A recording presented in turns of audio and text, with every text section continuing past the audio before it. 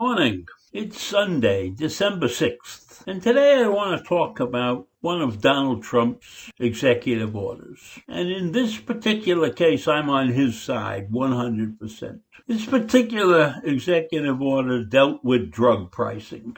And in the executive order, Donald wanted pharmaceutical companies to give us pricing that was the equivalent in some way, shape, or form to the pricing that they were giving other rich countries, as he called them. And I would assume that rich countries meant developed nations like those in Europe and maybe some of the countries in South America. But in his mind, that probably excluded many of the countries in Africa, say. Probably only South Africa would be what he considered a rich country. So in any event, he's being sued by several major pharmaceutical organizations over this executive order, which is supposed to go into effect very shortly, I think January 1st. Now, part of the suit being brought against Donald Trump's executive order has to do with the fact that the FDA, which controls the quality of all our food and drugs, and is responsible for the efficacy of those products, let's call them products, completed a rule-making process that opened the door for pharmacists and wholesalers to import drugs.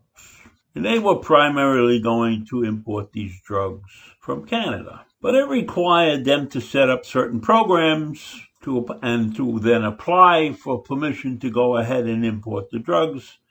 And of course, they had to make sure that the drugs met certain requirements. And one of those requirements was significant cost reductions to the customer. Now, the suit claims that this should have been a federal program and that the FDA shouldn't have given states permission to execute this program. So in the suit, they're saying that the federal government was punting the responsibility for demonstrating safety and cost savings to a state government, in spite of a clear requirement under federal law that the Secretary of Housing and Human Services must certify imported drugs.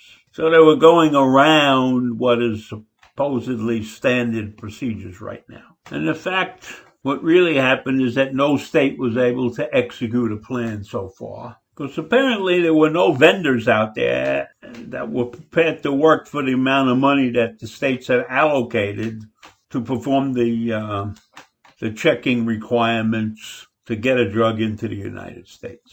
So that leads me to something that's very interesting, and that's how drug manufacturers end up with the prices that they are willing to charge the consumer. The first thing we have to understand is that there are essentially no regulations governing how drugs are priced. One of the reasons is that drug pricing is monopoly pricing. You produce a drug, you get patent protection and protection from the FDA for marketing that drug exclusively. And the government grants pharmaceutical companies a monopoly on brand name drugs. And that's a recipe for excessive pricing. Now, what goes into the pricing is, of course, there is research and development.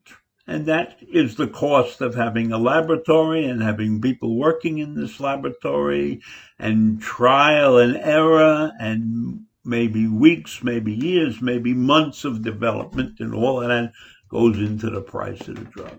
But there's one other thing that goes into the price of the drug, because there are essentially no regulations governing how drugs are priced. Pharmaceutical companies very often, in fact, I would say almost every time, select a price based upon the drug's estimated value. Now, how do you arrive at an estimated value? Well, one of the key ingredients in an estimated value is a belief in what the market will bear. So if this is a life-saving drug, say a cancer drug, or a heart medication, where you are dealing with life-threatening diseases, and maybe a smaller population, then you can jack the price up as high as you want because people don't want to die. And that is a major factor in the entire thing. And that's because we have no government regulation. And if the drug company produces a drug that really only has a very small population of the disease, then they can get away with charging an exorbitant amount of money. Now, many people have health insurance, and the health insurance companies have something that is known as a pharmaceutical benefits manager. And that person is responsible to negotiate upfront discounts with the drug companies. And so I can have a health insurance plan which gives me a good price on many drugs that are not generic. And then, of course, if you're lucky enough to use a lot of generic drugs, the prices go way, way down. Now, a generic drug is a drug that is on the market after the drug developer's patent has expired. So in the United States, we are a free market economy where it comes to drugs. There is no government subsidies associated with drug pricing or anything. Whereas in other rich countries, as the president calls them, the government does subsidize drug companies or has certain rules and regulations which prohibit exorbitant pricing. So basically, I'm in favor of Trump's executive order on trying to reduce the cost of drugs. I don't know if it's going to work. I don't know if the suit is going to end the executive order. I don't even know if the way it's written will actually effectively lower the price of drugs in this country. But I'm in favor of some kind of price control on drugs. And maybe when President Biden gets around to going over all the executive orders and rescinding a lot of them, he'll figure out what we should do with drug pricing, or he won't do anything about it. I don't think it will be very high on his agenda, considering that we got a pandemic to deal with and we have stimulus packages to deal with, and he's going to have a hell of a time cleaning up the mess that Trump has left behind. So that's it for today, and I'll see you in the morning. Bye.